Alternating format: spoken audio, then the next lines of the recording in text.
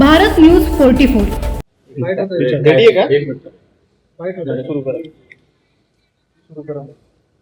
पाहणी केली संताप व्यक्त केलाय कामात.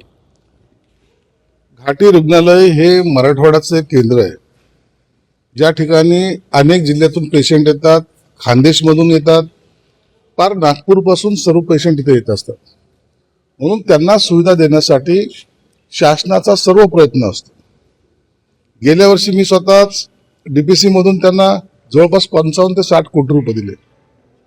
ते यासाठी की त्या सगळ्या सुविधा या गोरगरीब जनतेला, इथं येणारा पेशंट हा इतका गरीब असतो की त्याला त्याचं खायला सुद्धा नसतं, अशांसाठी हे आपण सर्व सुविधा देत असतो.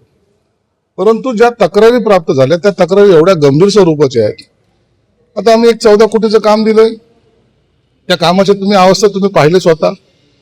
14 कोटी रुपये खर्च करून काहीच तिथे आउटपुट दिसत नाही, म्हणून मी तो संताप व्यक्त केला. आज आमच्याकडे चीफ इंजिनियर आहेत, डीन आहेत सोबत, आम्ही तो पाहणी दौरा केला. दरवेळेला डीनने स्वतः मला सांगितलं की मी अनेक वेळेला 10-10 लाखाच्या प्रमाण देतो, मग ते काम का होत नाही, माझी घाटी सुंदर का दिसत नाही आणि सुविधा का मिळत नाही, हा त्याच्या मागचा उद्देश होता. म्हणून आताच मी चीफ इंजिनियर साहेबांना सुद्धा सांगितलंय, तातडीने जो कोणी असेल त्याच्यावर तुम्ही कारवाई केली पाहिजे. एकही शासनाचा विलंब न लावता त्याच्यावर कारवाई करा. काय तुम्हाला गुन्हे दाखल करायचे ते करा. आता येणाऱ्या डीपीसी मध्ये सुद्धा याच्यात मी अत्यंत गांभीर्यपूर्वक चर्चा सुद्धा करणार आहे आणि कॅबिनेटमध्ये मुख्यमंत्र्याकडे सुद्धा हा विषय काढणार आहे. अशा प्रकारे घाटीसाठी आपण जो काही योगदान देतात त्याचा जर गैरफायदा कोणी उचलत असेल तर त्यांच्यावर कडक कारवाई करण्याची विनंती मी माननीय मुख्यमंत्र्यांना सुद्धा करणार आहे. चित्र आपल्याला सगळं दिसलं, तुम्ही देखील ते बघत होतात, प्रत्यक्ष तुम्ही ते सगळं पाहिलं. घाटीच व्हेंटिलेटरवर असल्याचं खरं तर ते सगळं चित्र व्हेंटिलेटरच आहे, तसंच दिसतंय ना.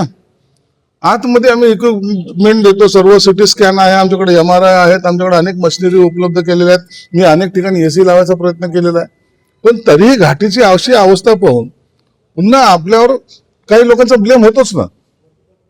मग घाटीमध्ये एवढ्या प्रमाणात भ्रष्टाचार चालतो का, हा एक मुद्दा आहे. म्हणून आता याची सखोल चौकशी करण्यासाठी मी आज ही भेट घेतली आणि सगळ्या ठिकाणची पाहणी सुद्धा केलेली. अधिकारी स्वतः सांगतात बिल सबमिट केलं पण तुम्हाला ते काम पूर्ण झालं. आहेत ना असं काही रॅकेट इथे दिसते आहेत मला. त्या 10-10 लाखाच्या अनेक प्रमाण दिलेले आहेत. आता हे 14 कोटीचं काम जवळपास 3 वर्षापासून दिलेलं आहे. आता मी त्या ठेकेदाराला विचारलं, तो म्हणतो आता 1 महिन्यामध्ये मी शेड कम्प्लीट करेल. म्हणजे मी जर आलो नसतो आणखी 6 महिने तर ते 6 महिने शेडच नसतं झालं. म्हणजे या पद्धतीचे जे काम करण्याची त्यांची पद्धत आहे ती मुळात चुकीची ना. म्हणजे कोणतरी यावं, व्हिजिट द्यावी, मग नंतर काहीतरी गोंधळ व्हावा, नंतर आम्ही कामाला सुरुवात करू, अशा पद्धतीने काम होत नसतं. म्हणून आज आम्हाला घाटी ही प्रायोरिटीची गोष्ट म्हणून आम्ही आज व्हिजिट केली. मला या 15 दिवसामध्ये तुम्हाला याच्यावर सर्वांवर कारवाई झाल्याचं तुम्हाला मी दाखवून देईन. काही प्रमाणात कामं झाली ना, प्रत्येक निकृष्ट झाले, ते सगळे कामं बोगस झालेले आहेत. सीईने स्वतः त्याला व्हेरीफाय केलेलं आहे आणि त्यांनी स्वतः सांगितलं की हे कामं बोगस आहे, हे मी सर्व नव्याने करणार आहे. राजकीय काही प्रश्न आहेत तुमच्या पक्षात? आमच्या पक्षात नाही, शिवसेनेचे होते, शिवसेनेत आलेले आहे. म्हणून याला राजकीय मान्यता देताना लोकसभा अध्यक्षाला एवढा काही त्रास होण्याचं काही कारणच नव्हतं. त्यांनी पक्ष बदललेला नाही, पक्षाचं चिन्ह तेच आहे, पक्षाचं धोरण तेच आहे आणि म्हणून त्या शिवसेनेतून शिवसेनेत आहे. म्हणून पक्ष बदलायची त्यांच्यावर कारवाई होणार नव्हती हा मला ठाम विश्वास होता आणि त्याच पद्धतीने त्यांनी आज निर्णय दिला.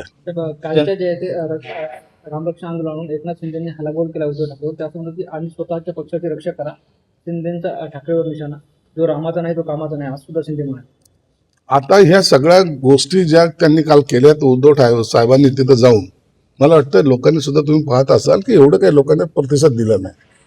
जेव्हा सर्व पाणी वाहून गेल्यानंतर धोपटणं ज्याला म्हणतात ना, त्या पद्धतीने तिथे जाऊन त्यांनी कार्यक्रम घेतला. खऱ्या अर्थानं शिंदे साहेबांनी जे सांगितलं, पक्षाची रक्षा पहिले करा, पक्षाच्या कार्यकर्त्याला जपा, आणि मला वाटतं हे त्यांच्याकडून होणं शक्य नाही.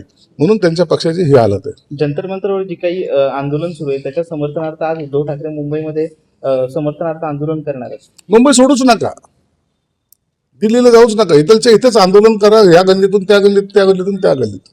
असं नाही आहे, आंदोलन जर करायचं असेल तर त्याला स्वतःला झोकून द्यावं लागतं आणि म्हणून आज ते आंदोलन करणार, त्याला आमच्या शुभेच्छा आहेत. सोनू मोहंती यांना दाखल केलं मात्र त्यांनी उपचार घेण्यास नकार दिलाय.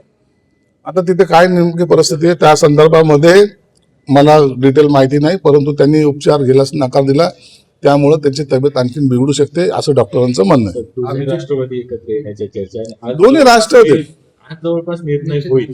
आज कोणताही निर्णय होणार नाही. दोन्ही राष्ट्रवादी एकत्र येणार नाहीत. एकत्र येण्यामध्ये ज्या काही अटी शर्ती आहेत त्या दोघांनाही मान्य नाहीत असं एकंदर चित्र आहे. म्हणून ते वेगवेगळे जर विलीन झाले तर होऊ शकतात, परंतु एकत्रितपणे विलीन होणार नाही. एकत्र नाही आले तर मग सत्तेत शरद पवार येणार नाही असं चित्र. मग आता ते चित्र आता काय होईल ते आज दुपारवर आपल्याला कळेल. तसं गुलाबराव असं की राष्ट्रवादीने एकत्र यावं, तसं दोन्ही शिवसेनेने एकत्र यावं. आता ते गुलाबरावांनी म्हटलेलं आहे, त्याचा निश्चित दखल एकनाथ शिंदे साहेब घेतील. अशाच नवनवीन अपडेट्ससाठी बघत रहा भारत न्यूज 44.